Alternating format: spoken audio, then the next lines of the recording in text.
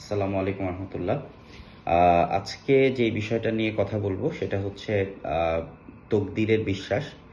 তকদিরে আল্লাহ সুবহানাহু ওয়া তাআলা যে ভালো মন্দ আমাদেরকে রেখেছেন সেটার উপরে বিশ্বাস।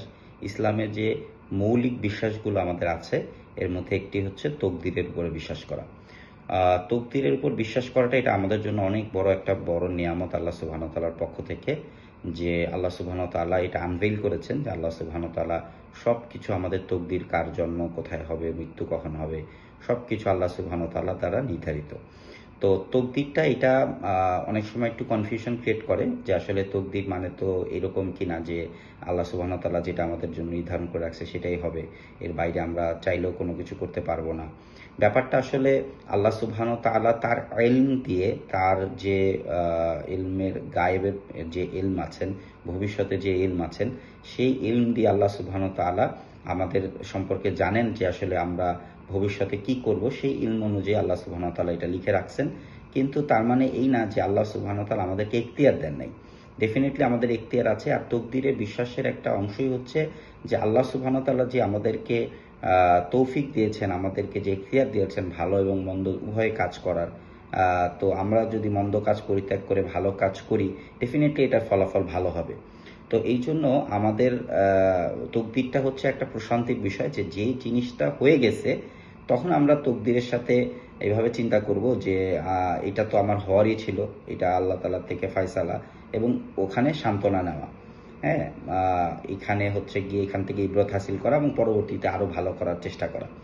আর এটা আমাদের জন্য একটা বড় তাসাল্লি, একটা শান্তির জায়গা, যে মমিন যারা বিশ্বাসী, যারা আল্লাহ সুবহানাহু ওয়া তাআলা এবং আখিরাতের দিনের উপর বিশ্বাস রাখে, তকদিরের উপর যারা বিশ্বাস রাখে, তারা কখনো খুব বেশি হতাশ হয় না। এই কারণে হতাশ হয় না যে তারা জানে যে আল্লাহ সুবহানাহু ওয়া তাআলা আমার জন্য এরকম হওয়ারই ছিল, এইটাই আমার তকদিরে আছে। হ্যাঁ, তো এবং সে এইটা মেনে নেয় এবং মেনে নিয়ে সে সামনে হচ্ছে অগ্রসর হয়। তো এটার জন্য খুব আফসোসের হয় না, তো সে প্রশান্তি লাভ করে। তো তকদিরের বিশ্বাসটা এটা আমাদের জন্য একটা নেয়ামত। এবং তকদিরে যে ভালো মন্দ আছে এই জন্য খুব কোনো কিছুর জন্য না হলে অনেক বেশি কষ্ট হইতে হবে, পাইতে হবে এরকম না। ওটার জন্য সবর করা এবং আল্লাহ তাআলার যে ফলাফল আমাদের জন্য রাখছেন এটার উপরে সন্তুষ্ট থেকে পরবর্তীতে আবার ভালো কিছুর জন্য চেষ্টা করতে থাকা। তো এই যে প্রসেসটা, তো এইটা তকদিরের উপরে বিশ্বাস স্থাপন করা এবং তকদিরকে বোঝা, এটা আমাদের জন্য খুব গুরুত্বপূর্ণ। এই জন্য আল্লাহ সুবহানাহু ওয়া তাআলা আমাদেরকে ইখতিয়ার দিছেন, আমরা খুব করে চেষ্টা করব কোনো কাজের জন্য এবং আল্লাহর উপরে ভরসা করব। আবার একইভাবে কিতাবের মধ্যে আসছে যে আল্লাহ সুবহানাহু ওয়া তাআলা উত্তম রূপে চেষ্টা না করার উপরে আল্লাহ সুবহানাহু ওয়া তাআলা এরকমভাবে ভৎসনা করে যে তুমি কেন এটার উপরে উত্তমভাবে চেষ্টা করলা না।